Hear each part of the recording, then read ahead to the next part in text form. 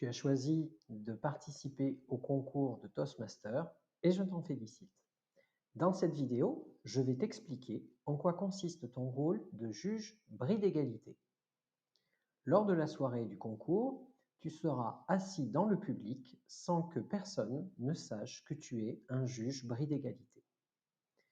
Au même titre que les autres juges, tu vas devoir évaluer le discours des oratrices et orateurs qui vont participer au concours.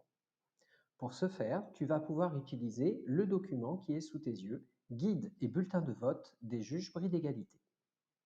Il se compose de 2 pages, une page qui contient une grille de notation avec des critères ainsi qu'un petit bulletin à détacher et à remettre au scrutateur à la fin du concours. Et au verso, tu retrouveras une fiche pratique avec des conseils pour comprendre en quoi consiste chaque critère de jugement.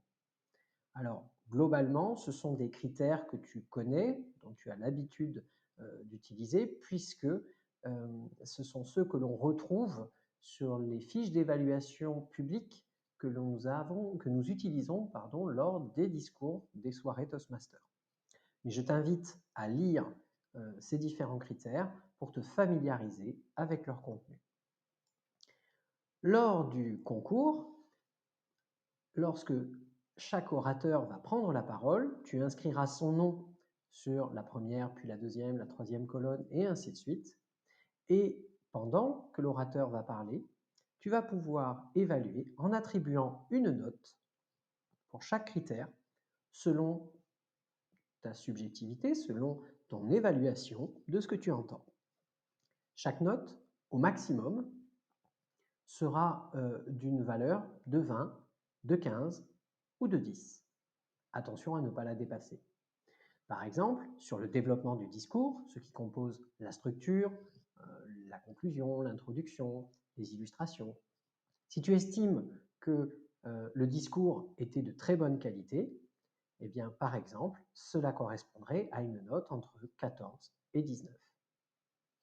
Et ainsi de suite pour chaque critère. Bien évidemment, c'est un rôle difficile parce qu'il faut évaluer et écouter en même temps. Sache que entre chaque discours, il y aura un battement d'1 minute pour permettre justement au juge et à toi-même de pouvoir peut-être corriger certaines évaluations que tu aurais pu faire. Une fois que tu as rempli tous les critères, bien évidemment, il faudra inscrire ici le total, puis recommencer pour le prochain orateur ou la prochaine oratrice. Qu'est-ce que ça donne une fois rempli? Eh bien, si on prend un exemple, voici une grille sur laquelle on va retrouver les différents prénoms, ainsi que les notes attribuées pour les différents critères. Je me retrouve donc avec un total de points qui va me permettre de définir un classement pour toi.